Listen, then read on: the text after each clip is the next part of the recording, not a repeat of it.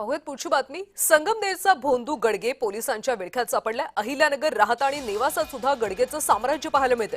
Mastermind doctor Mohanpuri मात्र अद्याप फरार आहे। डॉक्टरची सिन्नर इथली औषध बनवणारी फॅक्टरी सील करण्यात आली।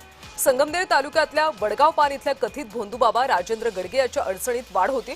एकीकडे पोलीस तपासात भोंदू गडगेच्या 13 मालमत्ता उघड झाल्या असून त्याचं साम्राज्य केवळ संगमनेरपुरतं मर्यादित नसून अहिल्यानगर राहता आणि नेवासा या भागात सुद्धा पसरल्याचं दिसतंय। तर दुसरीकडे या प्रकरणाचा मुख्य सूत्रधार समजला जाणारा डॉक्टर मोहनपुरी हा अद्याप फरार असून पोलिसांनी त्याची सिन्नर इथली औषध बनवणारी फॅक्टरी सील केली। धक्कादायक बाब म्हणजे डॉक्टर पुरी याच्यावर नाशिक जिल्ह्यामध्ये यापूर्वीच 4 गुन्हे दाखल असल्याची माहिती समोर आली। या कारवाईमुळे परिसरात मोठी खळबळ उडाली। पोलिसांचा तपास आता अधिक तीव्र झालाय। तर महत्त्वाची बातमी आपण पाहतोय। तर संगमनेरचा भोंदू गडगे सध्या पोलिसांच्या विळख्यात आहे आणि त्याच्या आता मालमत्तेचं साम्राज्य समोर आलेलं आहे। अहिल्यानगर राहता आणि नेवासात सुद्धा या गडगेचं साम्राज्य होतं असं सध्या पाहायला मिळतंय।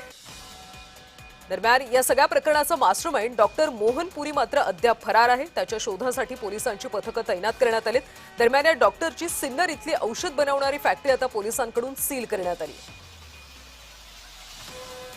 या भोंदू गडगेच्या संदर्भात सध्या पोलिसांचा तपास वेगाने सुरू असल्याचं पाहायला मिळतंय। गडगेचं अहिल्यानगर राहता आणि नेवासात सुद्धा साम्राज्य असल्याचं आता समोर आलेलं आहे। तिथे सुद्धा त्याच्या मालमत्ता असल्याचं उघड झालं। या सगळ्या प्रकरणाचं मास्टरमाइंड डॉक्टर मोहनपुरी मात्र अद्याप फरार आहे। त्याच्या शोधासाठी सध्या पथकं तैनात करण्यात आलेली आहे आणि या डॉक्टरची सिन्नर इथली औषधांची फॅक्टरी आता सील करण्यात आली।